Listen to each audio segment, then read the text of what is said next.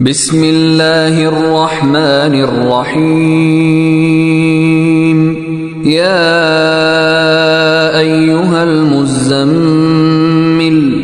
قم الليل إلا قليلا نصفه أو انقص منه قليلا أو زد عليه ورتل القرآن ترتيلا إنا سنلقي عليك قولا ثقيلا إن ناشئة الليل هي أشد وطئا وأقوم قيلا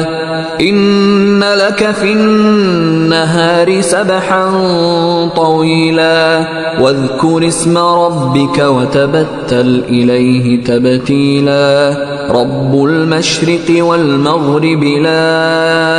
إله إلا هو فاتخذه وكيلا واصبر على ما يقولون واهجرهم هجرا جميلا وذرني والمكذبين أولي النعمة ومهلهم قليلا إن لدينا أنكالا وجحيما وطعاما ذا غصة وعذابا أليما يوم ترجف الأرض والجبال وكانت الجبال كثيبا مهيلا إنا أرسلنا إليكم رسولا شاهدا عليكم كما أرسلنا إلى فرعون رسولا فعصى فرعون الرسول فأخذناه أخذا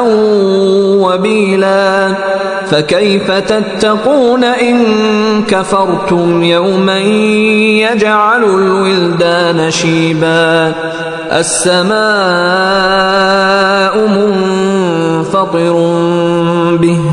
كان وعده مفعولا إن هذه تذكرة فمن شاء اتخذ إلى ربه سبيلا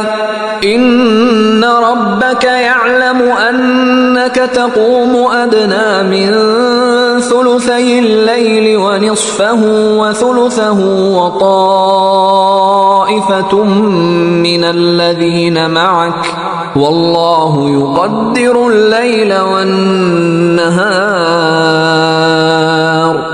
علم أن لن تحصوه فتاب عليكم فاقرؤوا ما تيسر من القرآن علم أن سيكون منكم مرضى وآخرون يضربون في الأرض يبتغون من فضل الله وآخرون يقاتلون في سبيل الله فاقرؤوا ما تيسر منه وأقيموا الصلاة وآتوا الزكاة وأقرضوا الله قرضا حسنا وما تقدموا لأنفسكم من خير